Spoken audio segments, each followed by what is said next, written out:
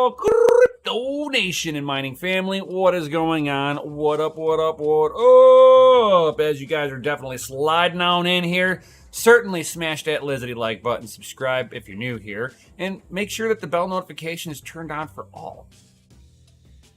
People constantly think that you're not getting these notifications, but when you go to click on the bell notification, you'll notice that it's not selected for everything. It's like custom.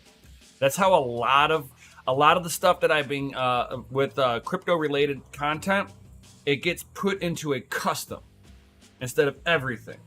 Yo, what up, Crypto Bedell? Coming in here, making sure that he slides in and smashes that lizard like button. Yo, but yeah, that's actually something that I've noticed.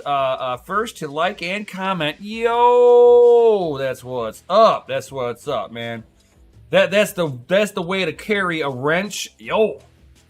But a lot of times people think that, you know, they're being shadow banned and everything like that, and they don't realize that bell notifications on custom, which means you really don't get any notifications. And my guess would be on this is on my phone, I have all the notifications turned off. So I'm thinking, this is just big brain stuff, is I'm thinking that whenever I select to not get the notification here on my phone, that it puts it across my account like that, even on the PC side. So something I would normally get a notification over of some sort, because I don't want it on my phone being notified, that I no longer see it. So yeah, I think that's just what I'm thinking is going on here. That, you know, that because you play with it in two different places, that it goes into a custom and then you get nothing. Since I've been going through and kind of playing around with it, that's kind of what I've been noticing. And whenever, so far, if I do it on my PC, it hasn't been doing anything to my phone side. But if I have it in the first place I touch it is on the phone, done deal. That's my conspiracy theory for the day, guys. Yo. And all that good stuff. So let's go ahead and dive into some of the articles for today, guys. Yo. So you guys know I've been looking for monitors and stuff like that. I'd like to replace my two older monitors that I have to my left and right here. They're 1080p, 60 hertz. I have a 1440p, 165 hertz in front of me. I would like to get two more matching panels. Doesn't have to be the same thing, but at least in the same, you know, 2K, 165 hertz. I don't care who makes it. I just want something cool. But you start coming across some of the new stuff coming out. Yo, what up, Crypto Bedell? Here's a quick thing for you. I bought a Samsung 980 Pro NVMe hard drive. Since I installed it, and using a non-special drive, I don't have the activate Windows icon, and I can't get into BIOS since I installed the NVMe.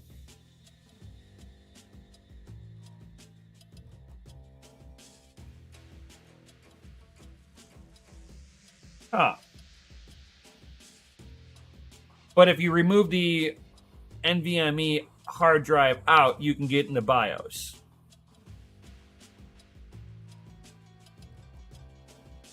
And I'm not doubting you. So if you're sitting there pressing, what is it, F2 and delete when it's firing up,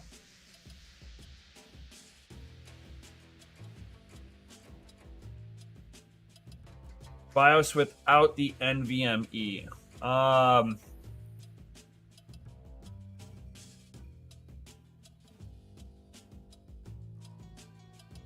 So it's trying to basically initialize into the NVMe, and until it gets past the initialization on the NVMe, it will not give you any ability to go into BIOS, because it's basically trying to see all of that. So how can I put it? I've seen that whenever the hmm, that's that's weird. The only thing I could think of is that during your how did you format it? I guess that's the big my question then. How did you format it?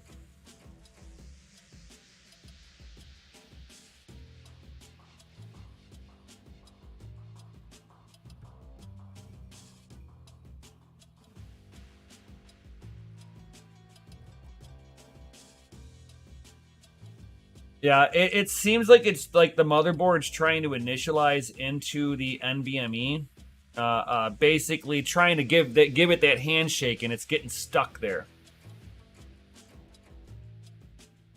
Um,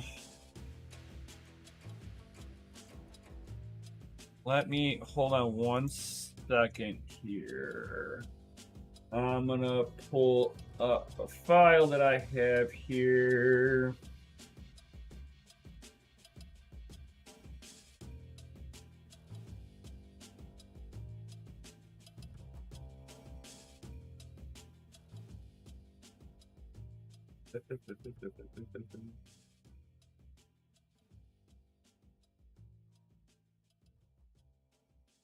Uh,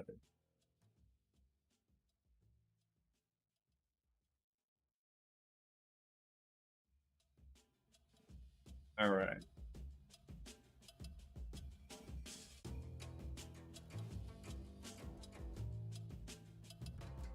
Okay, so what I would do is put it back into your Windows machine that you already have that's able to see it, and there's a do a long reformat on that thing. Utilizing Windows 10. Worst case scenario that I've seen people have issues with. It's very rare that I've ever had to have somebody do this, but it could be you in this case with the particular motherboard. And that would be to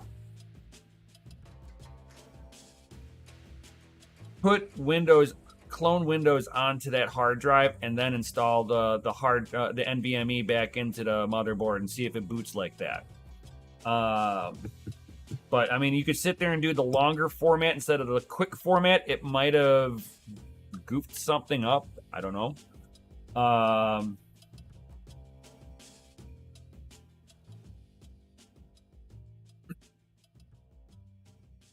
Yeah, and I don't think that the motherboard's gonna give a shit what kind of NVMe is being put in there. NVMe is NVMe. The read and write speeds is all based internally, and the motherboard nor needs to really know. So it's either a handshake problem, like it got formatted, goofed up, or it's not compatible with the motherboard somehow. Which that one makes me a little suspect that you got maybe a bad NVMe then. But I would sit there and say,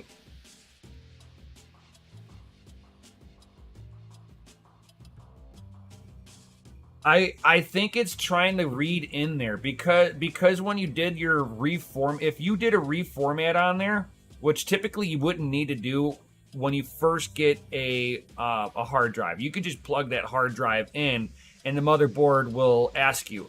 So put that back into your normal where you reformatted it, and do a clean wipe on that fucking hard drive, and see if it and do the longer format on there. Maybe it didn't like something might have gotten erased that was supposed to be there. I have no idea. But yeah, that is weird.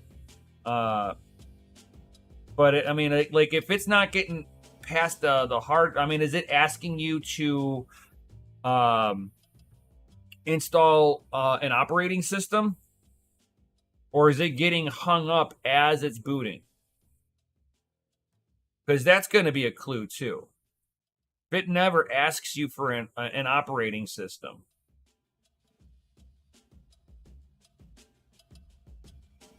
Because when you first plug in a hard drive onto a motherboard, it asks you, do you want to reformat this?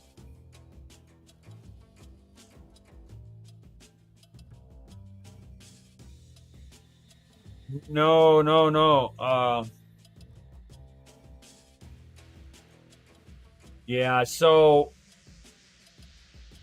I would try to do a clean wipe on there. I think your reformat. I think something in the reformatting process was not correct. Or retry. That would be me. That would be me. If that was the last thing, because if that's the last thing that I touched, that's the first place I go.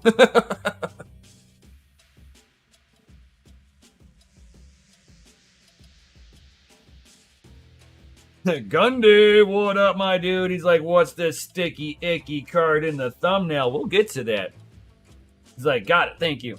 No problem, my dude. No problem. Let me know how it goes. If you got any other questions or anything like that, hit me up in the DMs, dude. Seriously. I'll help you out. I'm curious. Now, you got my interest. You know, what's going on? All right. So, again, like going back to, it's like you guys know that I've been looking for a new monitor. And of course, when you go down the new monitor rabbit hole of going, what's out there? And you're like, ooh, ooh, ooh, the oohs and ahs of shopping and going, no, I don't need that. But that's still pretty cool. I like it, though. I know. I know, man. Those Threadripper Pros are amazing, dude. Amazing, but they are so fucking expensive. Yeah, 12K exactly. It's like I like them. Those Threadripper Pros are like the amount of mining you can do with that, but you can't do the mining because you can't justify $12,000 for a CPU and not fucking make $12,000 worth of money per year on that CPU. I mean, if you're to spend 12 grand on a CPU, that mofo should be making 12 grand a year for you. Otherwise, you really don't need it. Period.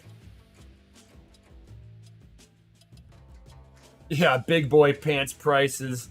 Yeah, I mean, if you're sitting there and you're trying to, if you can justify it and you've got enough workload on there, that's going to make you at least 12,000 a year.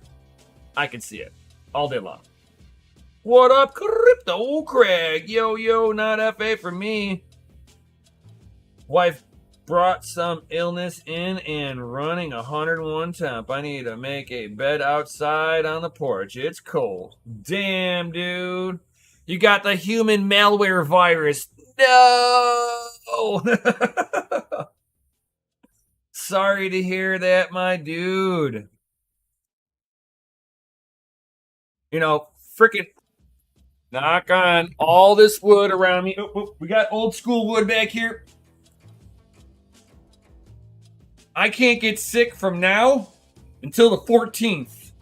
There is no Brian getting sick out here today. You know what I'm saying? Now it's because I'm going to Punta Cana, Dominican Republic on the 14th.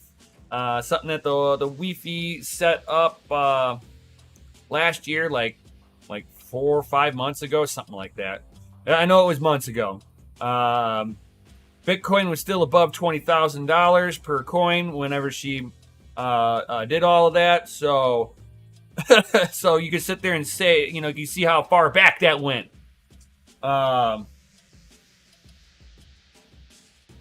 Ooh, you got the new one. Oh yeah.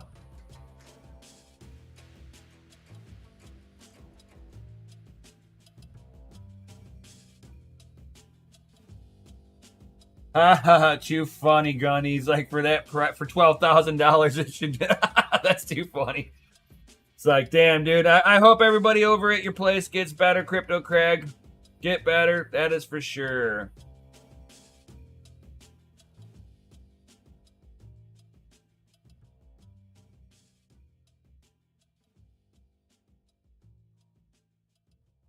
Like, I'm assuming that's what it is. Not for sure. Yeah. This is also a one of those drawbacks of people not commingling and the lockdowns. I'm just saying, commingling allows everybody to share germs a little bit better, and it gives you the most robust immune system out there. But you need contact from other people, shaking hands, hugging, kissing, whatever. Playing around, roughhousing, working out with each other, working with each other, breathing the same air. These little things strengthens your immune system. Science. When you lock everybody away, you break that chain, and then when everybody starts coming out, these germs that would have normally have perished with inside the individual person spreads a little faster because they're a little bit more susceptible to getting it. So I think we'll end up seeing the little flu viruses like this, guys. I mean, it's not medical advice. I'm not a medical fucking doctor or anything like that, but I'm just, my thoughts on this, right, is that we should see a little spike in normal flu cold season. It should be a little bit worse because everybody's immune system's got to rebound now. But hopefully everybody gets safe on that. It's like a lot, like some of these, it's like laying people in the hospital and stuff like that. The wife works in the ER, so she probably brought it in. Actually, well, she could have. But usually, my wife's a nurse too. So when she worked at the hospital, she usually had the more robust. I would get fucking sick as a dog, and she'd be fine. Because I would independently get it. I'm saying, like, me going to work, I'd come in contact with somebody finally that had that cold. She'd already been exposed. Or there's times where she gets something new while she was working at the hospital, and then I would get it, and then everybody I knew would get sick around me, and I wouldn't.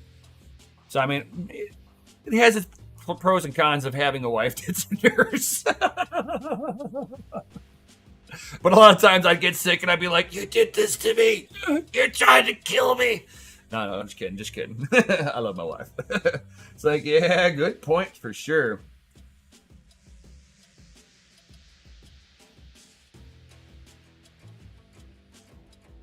Yep. I'm not like trying to put no conspiracy theory. It's just like, to me, it just seems like logic. The simplest explanation usually is correct. Just saying. But this is not the cold and flu virus channel. Let's dig into some news here. Oh, bam. So I've been looking for some monitors, and of course you're gonna fucking come across this, dude. I don't like Dell, right? Dell sucks. I will never stand behind a Dell product ever. But good God, man, I like the look of the Alienware stuff. That is just a really, and I like that little startup logo. That is just slick, guys. I'm just saying. I like it. It's interesting. It's very interesting. And it's got a spot to hang your headset. Oh, that is cool too. I'll admit that's kind of cool. But I like that alien head. That is baller, guys. Of course, it's going to have the NVIDIA G-Sync in there. Now, if you can find that without G-Sync in there, it'll cost you about $100 less. I'm just saying. G-Sync is just a chip in there inside the monitor that costs you an extra $100. It does not do anything special.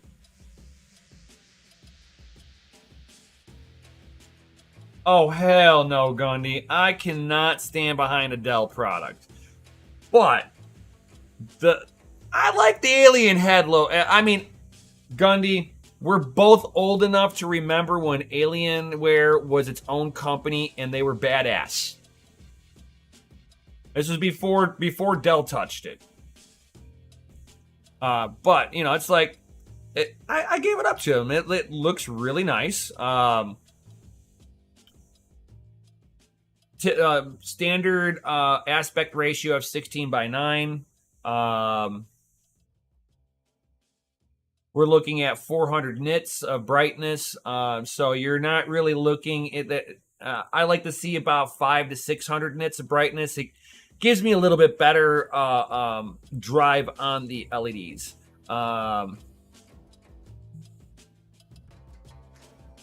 Let's see here. Power consumption. Now, this is actually kind of interesting. So if it's off, you turn it off, it's still sucking 0.3 of a watt. In standby mode, it's sucking 0.4 of a watt. While it's on, it's at 25 watts. And if it's maxed out, you're looking at 86 watts on the panel. That's not too bad. Not too bad. Vesa mount compatible and all that good stuff. But, it's like outside of that, this would be a product that I would hope Dell couldn't fuck up. And this would be a product that would be pretty decent. But you're looking at 500 hertz panel, one of the fastest IPS gaming monitors, and bolsters Aurora R15 desktop at CES. So they're bolstering the fastest now, coming in at a 24.5-inch full height definition resolution with supersonic refresh rate of 500 hertz, overclocked native 480 hertz. So that's actually kind of standard. Just know that if you start to go overclocking these panels, you can start damaging pixels. Just saying. It's like 500 hertz. Damn. It's like old Alienware were cool before Dell and before he got busted for pot. Yeah, exactly. Oh my god. Yeah, I probably got to use a new HDMI spec on there in order to get it to work properly. Oh yeah. You know what you know how this is gonna work. So I mean, it's like it's got the NVIDIA G-Sync certification, big deal. You're not gonna notice the difference on that aspect. TUV certified comfort view. Which means that it's like it reduces the harmful blue light while maintaining true to life colors. So it's like if you guys don't realize it, some monitors, like you'll see people being able to stay up till 1, 2 in the morning. It's more than likely because the monitor that they're utilizing, it does not have the blue light side of it turned off. Blue light will affect your brain and actually keep you awake longer. So I mean, like if you want to sit there and be mindful of that, you're going to want to get something that will reduce blue harmful light. You can set that up in your computer to at a specific time. You can cut the blue light out of it, and you'll see a little bit of a color change overall. Because the blue light's gone, but at least it's like it helps you bring gear down for night mode and going to sleep instead of fucking being up at 2 in the morning going, I'm wired, I can't go to sleep, and you're still staring at the monitor.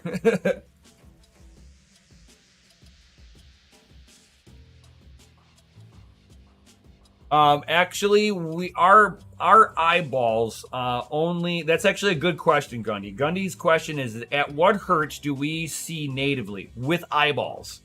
The answer, actually, believe it or not, is 60 hertz. Our eyeballs natively are 60 hertz. That's why if you look at you look at TVs, monitors that are 60 hertz. You don't see anything goofy with it flickering, any tearing or anything like that. Everything looks nice and smooth in contrast because at 60 hertz, it is natively matching your brain's ability to process. Now, if you sit there and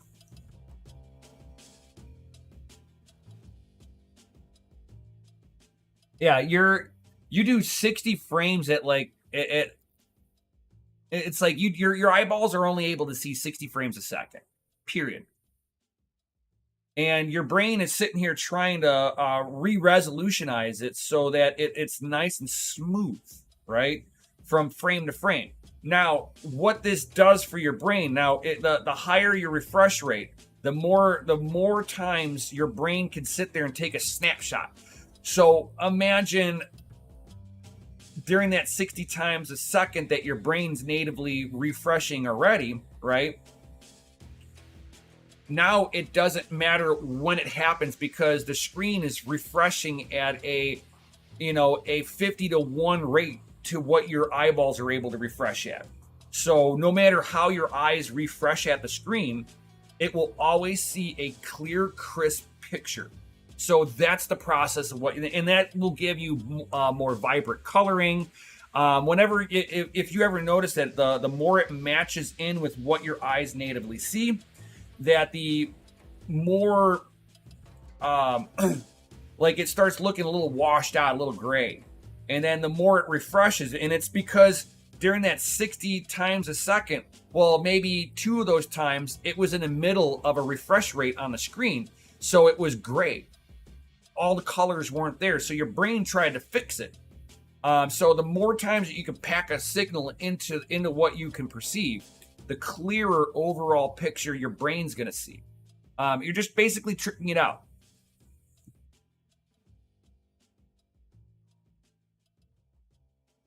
Oh yeah, yeah. And exactly where you could sit there and what Gunny's sitting here. He's like, I love looking at movies or even looking at a ceiling fan. Put it on high and you'll start watching the ceiling fan look like it's spinning backwards. Go down the highway, watch a truck, look at the wheel. It'll look like that wheel is spinning backwards. It's your brain's ability to be able to see what's going on.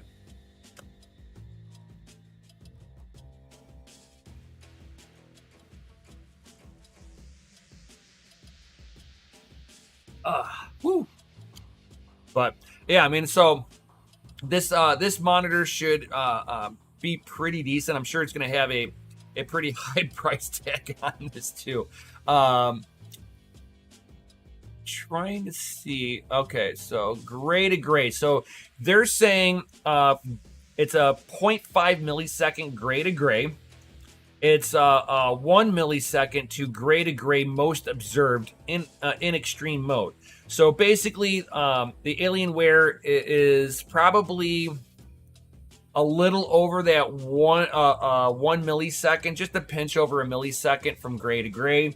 What that does for you guys is how quickly can that pixel refresh itself with the proper color to display, right? And this will help with showing movement. For game wise, this, if you're a competitive gamer in any way, shape, or form, this will give you, a millisecond, of a performance bump. But to some people, that makes the end of the world. Same thing with whenever you try to shoot something. If your eyeballs have more chances to be able to see the target, you have more chances to be able to shoot them than somebody who is using a lower refresh rate and a monitor for you, It's like when Bacardi. Next year, the end of the year, man.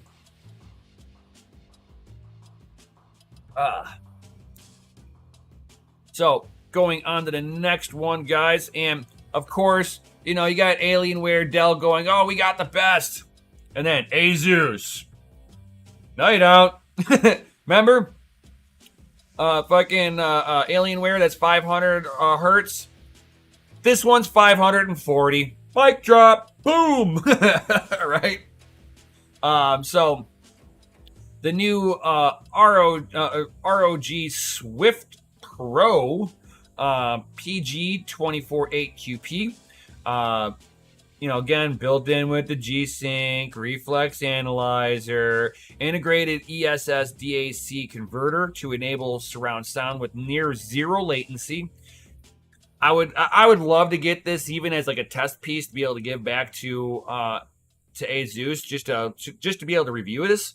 Because like I would like to hear the speakers on this. Typically, we all know fucking speakers suck. That's why we buy desktop speakers, because the speakers and the monitors are junk at best, right?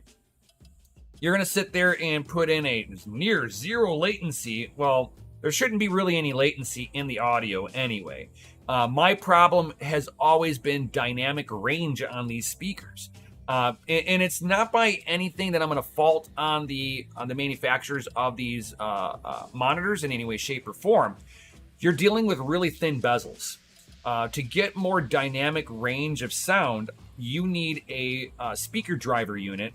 The driver head on that speaker, the more it moves, the more dynamic sound you'll get. You'll start filling in your lows really nice. You'll pick up all your mids. Your highs will sound just so much crisper. You're not going to sound so tinny.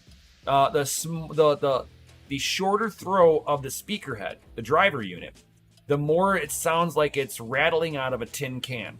Fun fact, I used to sit there and install competition stereos into people's cars. So when it comes to audio, I am a fucking expert at it. There is nothing that anybody can sit there and tell me. All I need to know is impedance, amperage, voltage. I get my basic information. I can tell you what your maximum capability out of that driver unit is. It's simple math when it comes down to sound. Now, whenever you're trying to push out the bass, you're looking at physics of speakers, and that's where it really kind of gets really interesting, because there's two thought patterns behind on pushing bass. You've got Bose. If you guys are not familiar with Bose, you can always Google it. Bose came up with their wavelength technology, and basically what they did was, you guys can sit there and do this even with your phone. You can take a phone, take the speaker side that's playing something, and then stick it into a cup, and you'll have an uptick of how the bass is compressing inside the cup, because you're giving it a smaller area and then it's projecting out.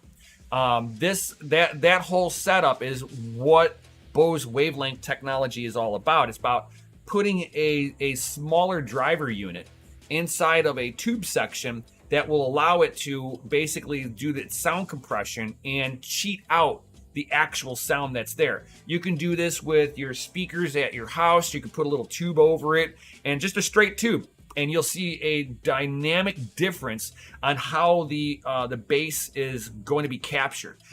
Bass is a really short wavelength, but it takes a lot of speaker movement to really get that wavelength to crack out there.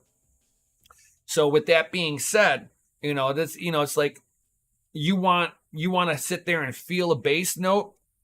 You can sit there and do a Cerwin Vega 18-inch subwoofer at 18 ohms, running out of a PA system, and you will not hear any real bass tones off of it. But man, you'll just feel it. You'll just feel it right in your chest. You'll feel like it's like pumping your heart for you, and it almost helping you breathe, or sucking the wind out of your lungs, whichever it is.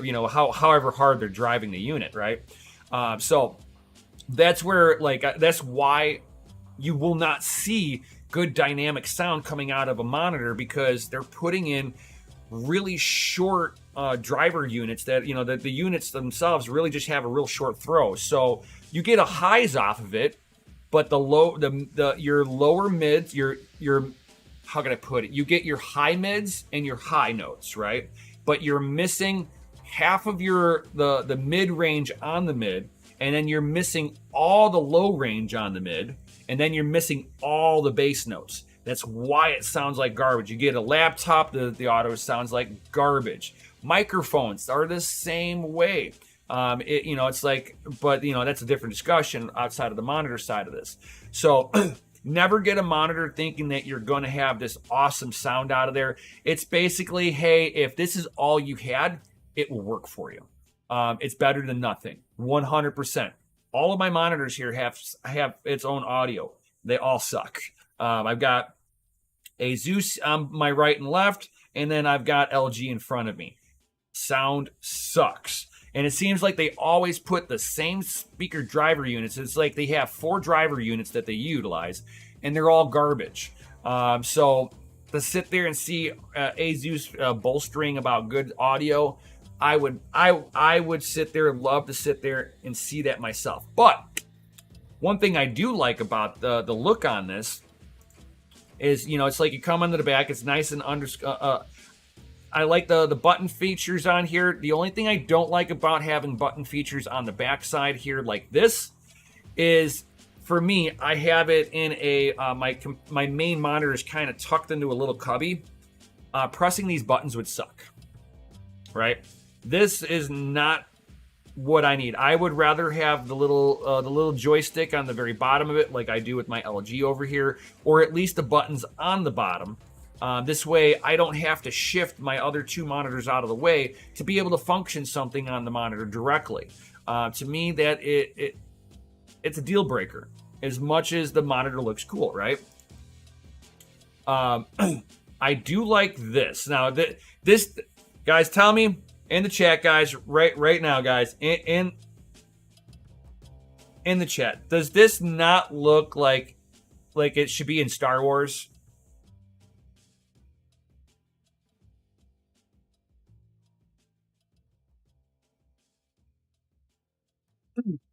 Yes, sir. Yes, sir, John Germain. Low frequency is a long wavelength. That's why you want to sit there. You got to have a nice, good throw on there. I mean, my subwoofers that I had were 12s.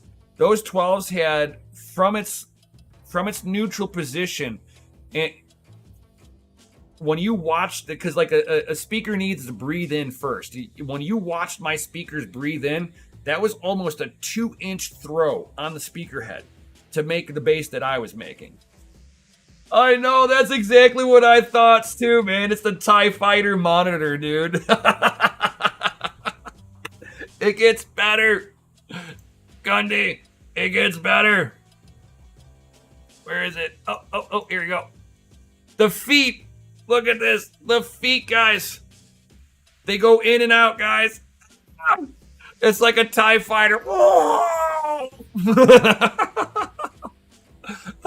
that is hilarious. So,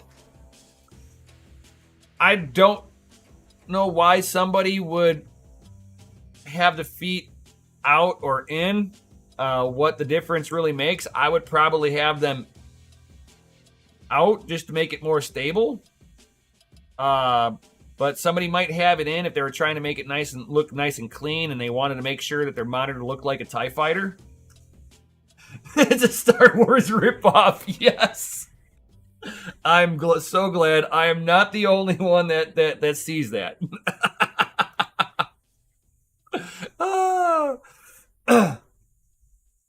So, yeah, I mean, it's interesting to see this. It's a 1080p monitor. You know, it's like why are we still kicking the 1080p monitor to death? 1440p should now be the new standard moving forward, not just rehashing the old stuff over and over again, guys. Never been a real big fan of how they are still catering to such an older technology, even to this day, guys. 14, like, as long as the person, you know, they how can I put this? The average person has no older, really. I mean, there are those few people that fall outside of this, but most people have a 1060 Ti or a 1060 that is very much capable of pushing out 2K. It's 1440p, guys. It's like I'm not sure why we're still bringing these back like that, but that's Asus for you. Not really forward motivating too much. As much as I like their hardware, really works. The overclockability of their hardware is pretty decent, but in some cases, it's just like they just threw out something. Hey, look, we got something, and this ROG Strix monitor feels like that to me. They do have a 1440p end game monitor, but that's not what this is. So this is, I would be going after the end game monitor if I was looking for it, but I would be looking for it in a 32-inch monitor setup. This way, everything is the same. Yeah, and that's pretty much what my two monitors on the side of me are, Gundy. 60 hertz, 1080p, 1 millisecond response time. It looks great to me. But these monitors are 27-inch, and I have a 32-inch now. And I want to be able to but whenever you go to expand a game across all three, that's when you notice the difference, because we have pixel density differences now. So I've got to go up into the next monitor size bigger, but it's like I prefer to have a bigger field of range, and then with the more pixel density, you've got better you got more accurate coloring, is really what I like about it. You have more optimized coloring in there. You're able to put more things into there. So like, there's games, believe it or not, that are bigger than your 1080p monitor. And when you get a bigger monitor, all of a sudden you're like, holy cow, I didn't even know this was over here.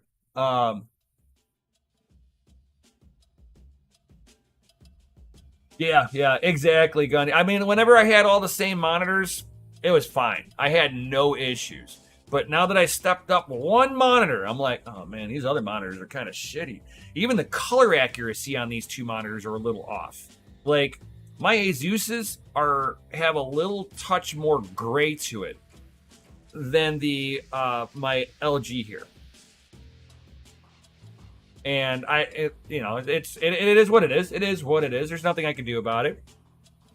But these are a couple of monitors that had come across that looked pretty cool, that were being debuted with the CES that was going on.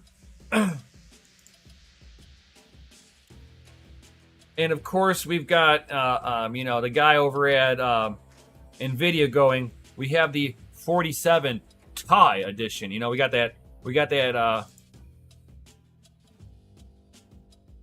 TIE fighter here, with the 4070 Ti. I mean, is that how it's supposed to work? Is that how it is? They're trying to get us okay with that terminology, even though it's supposed to be Ti for Titanium Edition. But we are looking at the 4070 Ti. It can produce 31% more airflow, 56.3% more static pressure than the Strix 3080 at the similar noise levels. The 4070 Ti Tough Edition features the unibody die-cast shroud, ventilated backplate, and military-grade capacitors. Ooh. We got military-grade stuff. Ooh. But Asus announces today that the 4070 Ti, the Tough Gaming, are the two high-point performance graphics cards ready to propel gaming rigs into the next generation. I want to see until I wouldn't wait until this card is being offered at like $700. If I see that card for $700, okay, I see a little value in it. And then the 4070 non-Ti should be about 480 to 680. Now we're talking about the pricing coming back down to earth. The looks of it, though, I mean, the tough, it looks pretty nice. I do like the look of it. I mean, Asus has always had some pretty decent looking cards. Nothing over the top. You know, this one, I'm not big on the color scheme on the front plate, but I can forgive that because you'll never see that as it's facing down in the Jeep in its slot. Yo, we'll get into that where I'm going to go with that one. But looks pretty decent in my opinion. Now the performance on this thing, is it going to be? Oops, I don't know why I just clicked on that one on accident. I just clicked on a random thing that wasn't supposed to happen. So 12 gigabytes of GDDR6X memory modules, 7,680 CUDA cores, native 2.1A HDMI, 3 native DisplayPort 1.4A. So the between the two cards, they're pretty much going to have the same thing except in like clock speeds. So, that's always been, the Asus ROG Strix has the higher power threshold. It's a bin chip. The Tough was the non-bin. So, take it for what it is at that point. But I think that we're going to be, as long as they can bring down the price on these things, we'll see these come back to being a little bit more value orientated versus money grabbing orientated like they are right now.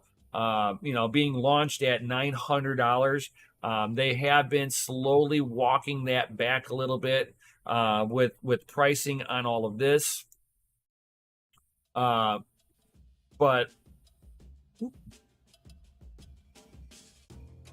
I have been messaged.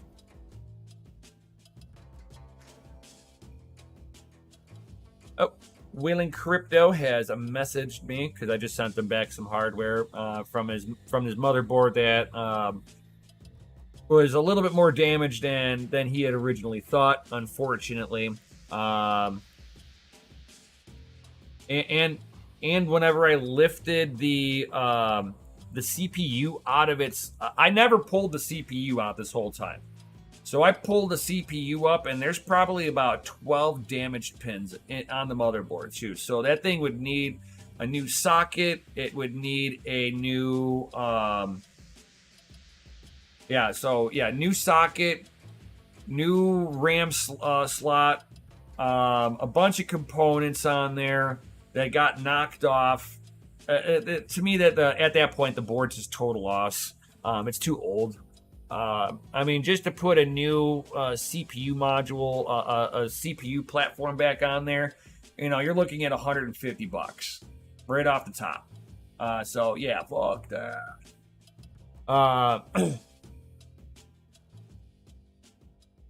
But we are going to be seeing that the pricing for the 4070 Ti actually dropping now. As we can see here, the 4070 Ti has been officially announced and everything, January 5th. So in 2 days, it should be launched. I'm thinking maybe tomorrow.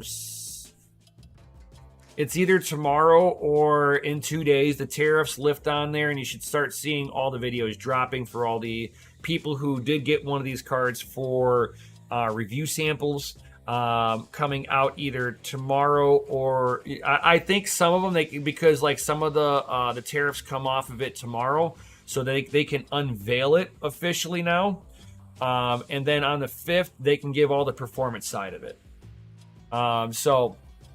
But as we all know, they had originally talked about launching this card at $999 basically, right?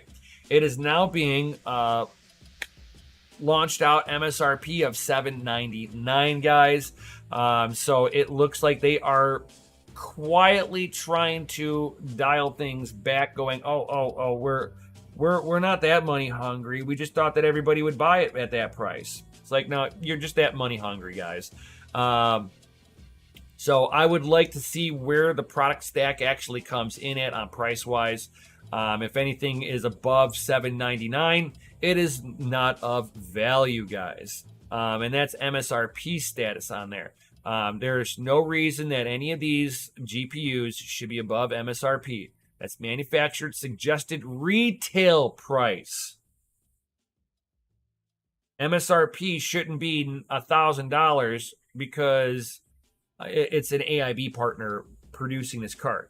I can understand it if it's a higher performance tier, but none of the AIB partners are going to, in the last generation, have offered a card at MSRP on their low end.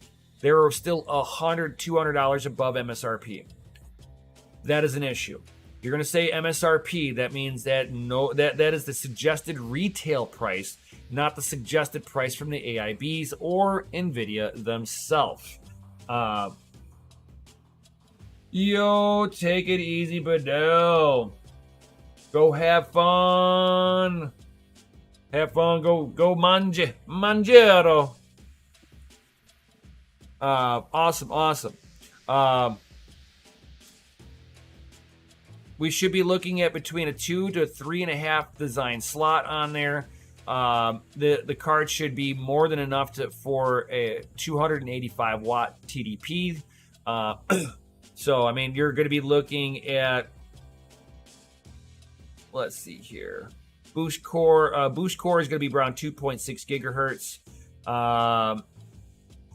192-bit bus width. So, I mean, realistically, you're not getting top tier performance out of your GDDR6X memory out of there. So thank God there's nothing that fucking is worth mining with memory anymore, where that even makes a difference. You're just worrying about core density and efficiency on the core. So it's going to have 285 watt. I think with this card, if it were to mine Flux, let's say, you'd probably be looking at about 80 to 90 hash. I forget how even they're set up for their Flux hashing on there. What they call, is it Sol? It's not Sols, or is it? I don't know. It's like I just put it on to whatever's fucking profitable. But yeah, I mean, like, I think you're going to be looking at just below a 3090, right around that 38, between that 3080 and 3090 performance bump on there. And like 37, the 70 class and 80 classes are typically performance-wise not that far behind each other. The 70 class is not far behind an 80 class. And I'm not just saying in number-wise. I'm saying just in overall performance. And they're charging leaps and bounds for that performance variation on there. So that's where the performance to the price tag is not really worth it in the long run. And that's where a lot of people have been just kind of harping on NVIDIA with this all, that the performance that you're getting does not match the price. But at the same time, you're getting a little bit more efficient cores over, the last generation, and it should nestle in a little bit better than a 3080. So, I mean, I mounted an AIO on an otherwise perfectly working motherboard. Must have tightened it too much as it vaporized a few socket pins, which affected memory. Oh, I bet you. I'm not sure. It could have done that. Otherwise, look at the mounting hardware and make sure that the mounting hardware, front and back, didn't short. Because I've seen it do it on a back plate. Like if you have an aftermarket back plate and you go to smash it too hard, it pokes through its little rubber protection and then shorts across the back plate.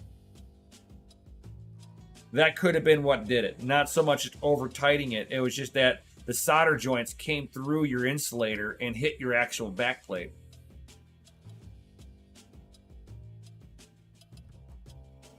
That sucks.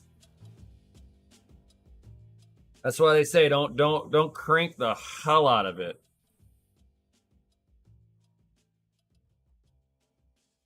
Yo, that's what's up, crypto. Wheeling crypto. Yo. So, yeah, let's. And if you guys are mining Caspa and Zill, you can now get that done with Gminer with their new update at 3.21 now. So, I mean, everybody's kind of going to get on board with this. Lower voltages and with all of that stuff. So, during bear markets, you'll see the optimizations for utilizing the least amount of power for the most amount of hash rate. And during bull runs, people are like, just give me the hash rate. And you don't see them optimizing the miners. You just see them optimizing to make them hash harder, which in turns makes them use more power. So need a little bit of a bear market to make some efficient miners. I'm liking the idea that I'm seeing the devs for a lot of these miners still doing stuff. Makes my heart warm seeing that there are people still grinding in this space like they're supposed to be, doing exactly what they're supposed to be doing at all times, which is just making sure you want to make money with your miner. Make sure it's the most profitable one out there. That's all you got to do, and then the rest will come. People start using and going, no, this one's the best one. That's the one that you want to be. So during bear markets, the best one is the one that uses no power. And you still get the same amount of coin. Outside of that, everything sucks, right? So, like Nemesis, I bought a BioStar YB3 360 BTC Pro motherboard. Nice. All right, so let's go ahead and get into the meat and potatoes for today's episode, guys. Yo, as we all know, AMD with their 7900, people are having weird thermal throttling issues. Now, I covered this the other day with DeBauer here, who he does the Thermal Grizzly. He's one of the CEOs for Thermal Grizzly, just in case you didn't know. But he has been doing testing on why the 7900s having just really bad high junction temperatures. I mean, you're talking 110 Celsius on the junction, and that's really just unacceptable. That shows a clear and present issue with cooling performance on the card. So he got himself a bunch of these from viewers and such, and started testing them out. And the first thing that he started noticing was that the card had to be sitting vertical in display mode, basically, and it would perform fine. And it was whenever you would slot it into the motherboard and lay that sucker flat that thing, just the temperatures went to the moon. And that if he sat there and rotated it, that the temperatures would start over a certain amount of time, would calm back down and level out. So he, included, it's like after his studies that he did, he concluded that you need to sit there with the 7900s. You need to sit there and vertical mount them. Otherwise, you will have bad performance. And so the video that he released today, guys, shows the carnage. Shows him doing some cool carnage to one of the cards, guys. Bam. So DeBauer takes one of the coolers with its vapor chamber to a CNC machine and slowly takes off a few layers, 1 mil at a time, until he was able to basically pull the vapor chamber back cover off to expose what was underneath. And then he went right behind the where the VGA core would lay on. What up, the Deadwood? And it just kind of sectioned it out just to see the mechanical map work of all of this. Now, the first thing that I see, right, especially with this picture where he's got you see the size of this vapor chamber? Jesus Christ, that's a big vapor chamber. And the first thing that he noticed in there was that they're on the where it's contacting closest to the cooling fins is a copper mesh. Now, typically inside like copper heat pipes on the GPU that we typically see, right? It's a copper tube, and then inside of it they usually have like little bits of copper, and it'll be coated into the walls, and they'll heat it up so that it sticks onto the walls, but it stays porous, right? They're not melting the stuff down. They just get it hot enough that it kind of like the little edges get stuck together and stuff like that, right? And then they put a droplet of water in there before they seal it, but they pull that thing into a perfect vacuum and then they seal it. Now, for a round tube, it's easy to pull something into a vacuum, and it's hard. You're not going to get a big crushing effect. Now, with a big flat vapor chamber, if you go to pull it into a vacuum, you will basically flatten out and vacuum form the chamber. So what they did was they put these like little pylon or posts and basically just pressed them in place.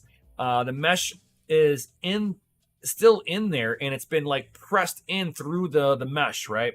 And then right around where the VGA core is, they've got the same little posts, but they've got the copper like filings coating all around, so it's got the capillary action to go up towards the hot spot, right?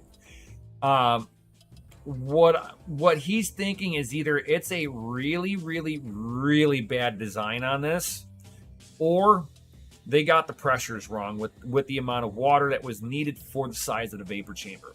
I don't think they should be making the vapor chamber that bloody fucking big, period. I'm sure there's got to be a better way of doing the vapor chamber and doing it in a smaller form.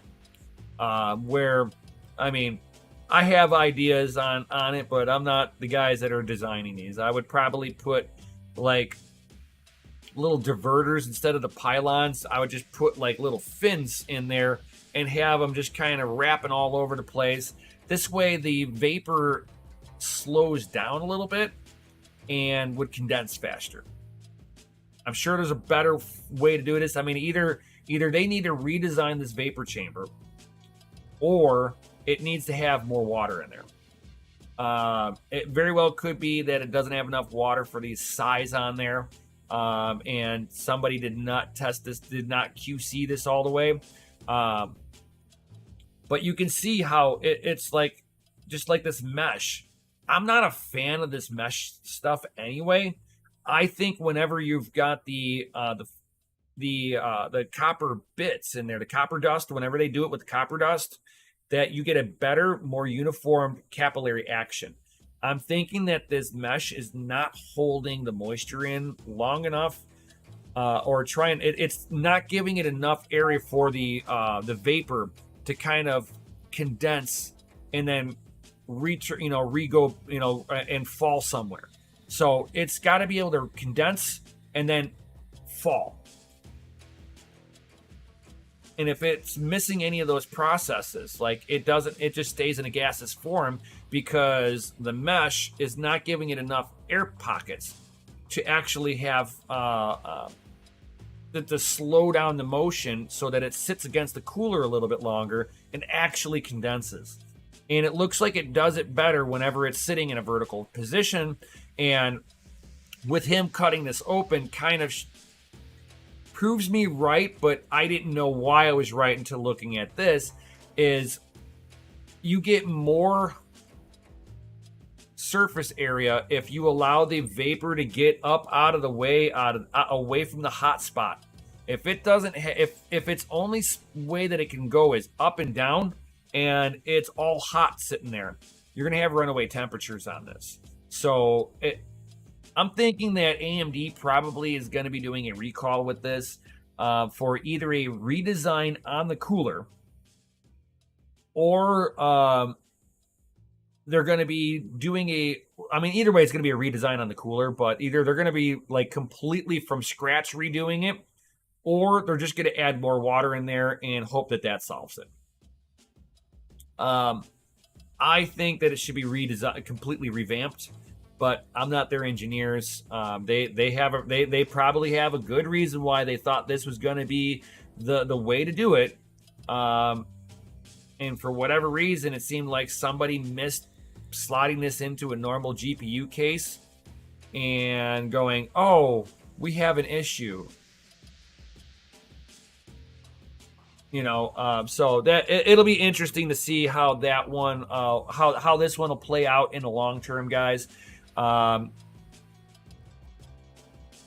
really hope that they do a redesign versus just adding more water to this. I think water on this is just a band-aid to the issue that you can still have situations on where you will have out of control temperatures under the right working load conditions. So, because like adding more water to the situation is like having a raging fire and going, oh, we need 2 buckets of water now instead of 1. No, that's not how this is going to work. But they're the ones that are getting paid millions to do this stuff. Who am I? I'm just some boob tuber, just kind of looking at it and going, I've never seen anybody do this setup like this before. Why are you trying to reinvent the wheel? Well, what do I know? What do I know, guys? What do I know? You know what I know, guys? You should probably press that Lizzie like button. Yo, bet you didn't see that coming. Subscribe if you're new here. Hit that bell notification. Share this out on your favorite social media. Helps me get the word out to more of you awesome people, guys. Yo, and all of that good stuff. So I'm glad to have everybody here, safe and sound after surviving 2020, 2022, 2021. I mean, we should have a "I survived" a craziness shirts. It's like oxide, super fine copper dust. Yes, the deadwood.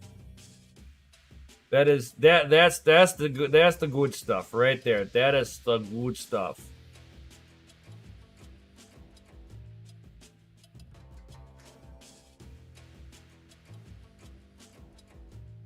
Yeah.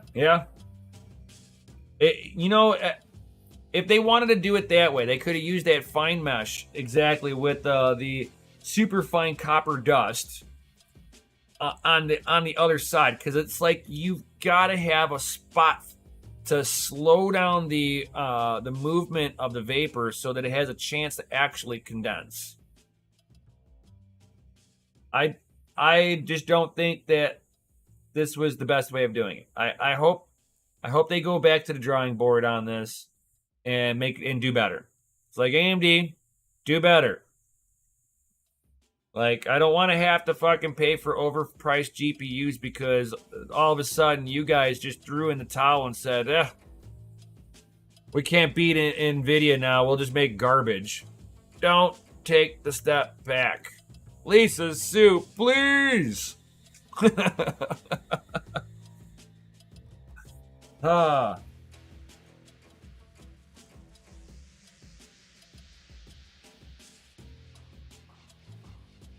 Yeah, it's like the way that they did it, Deadwood, is that I think it was just a bad application on it.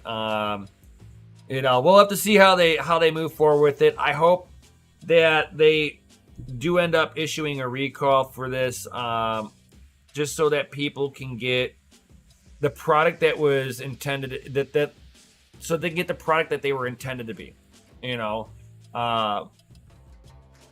from this point, I think how AMD handles it is going to dictate how they will survive in the GPU market moving forward. Will they be just left as a bottom tier GPU that, you know, if you can't afford a NVIDIA, then you get to have AMD?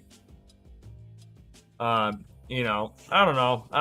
It's like I want to dog on them for something so ridiculous, especially since they threw shade at NVIDIA, going, "Oh well, we're at least not using that high volt connector that's, you know, melting down now." It's like, no, you're not using a high volt connector that people can't plug in, right? You're producing a card that is incapable of cooling itself in a modern PC. Why? And I bet you if you vertically stood this, that it would work really good too.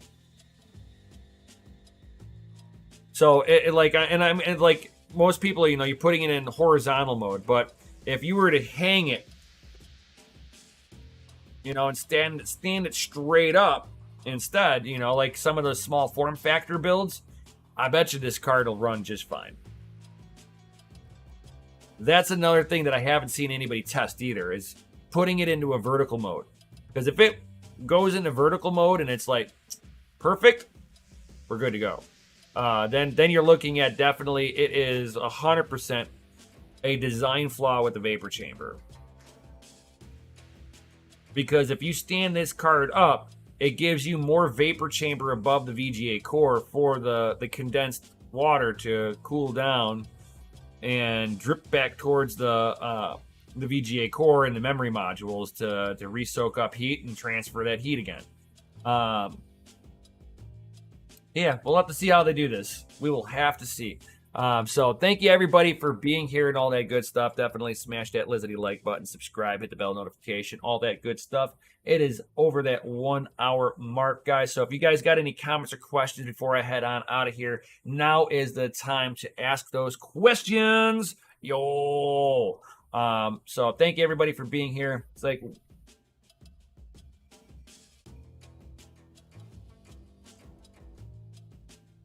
wait, think in the case the fans face down so that the water would be gravity reliant.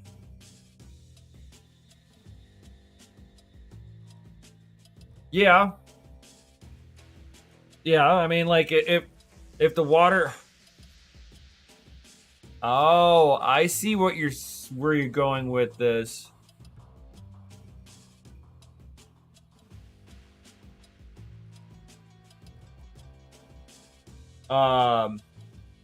So if the water is sitting, so here's a thing.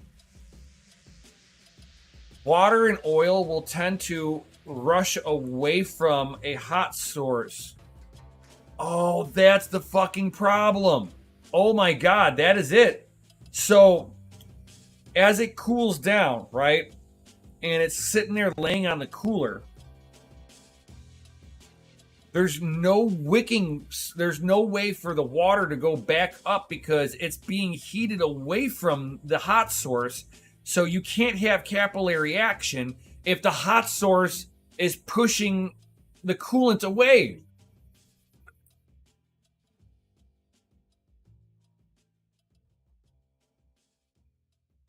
I could be down for that, Wheeling. For sure, I'd be down on that.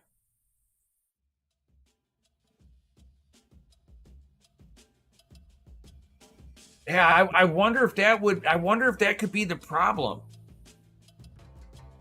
I could be a moderator. Yeah, so the water would never wick back up.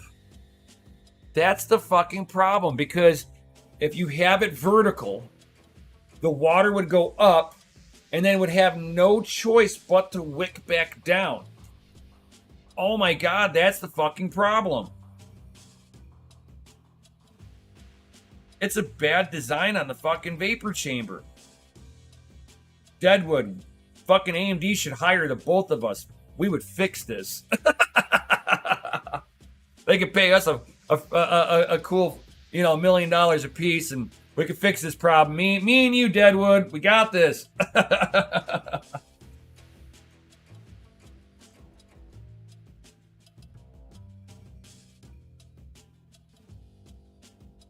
So, yeah, hit me up, Wheeling. I'll be down. I'd hop on there with you, my dude. I would hop on. So the angle of the dangle is critical. 100%, bro. Because if you give the vapor a way to move away from it up, because heat rises, and with heat rising, the vapor would rise up, cool down, condense, and come right back over the VGA core. And then you would have this nice pumping action, right? But you lay it flat, there's no pump. And it spreads away from it and stays off. It tries to stay, everything around the VGA core just stays hot. That's insanity. Somebody fucked up. All right, Wheeling, no problem. So, all right, everybody. Thank you for everybody for showing up here and smashing that Liberty like button. Y'all rock, guys. If you would like to have your rigs hosted at the facility, guys, certainly want to get some VIP access. Patreon link down below. Get into the pseudo hasher tier if you want to take advantage of it. Yo! And we'll get you in there ASAP. You know, whenever I can get some more power, I got to get I need to get a 480 volt transformer. That's the next thing. I need a transformer so that I can get my 277. We're gonna do some pretty wild shit here, guys. Oh, so it'll be around Tuesday. All right, my man. Just let me know. I'm down. So with that being said, thank you everybody for being here. All that good stuff. If you'd like to just join the community, you don't have to join the Patreon to be part of the community, guys. Links down below. Be a part of the Discord. It's free to join, guys. We've got awesome people. Awesome people in the Discord. Love to have every one of you be a part of that too. So everybody, you have a good night and peace out. Stay savage. I'll see you on the next one. And may your hash rates be high and your watts be low. Peace.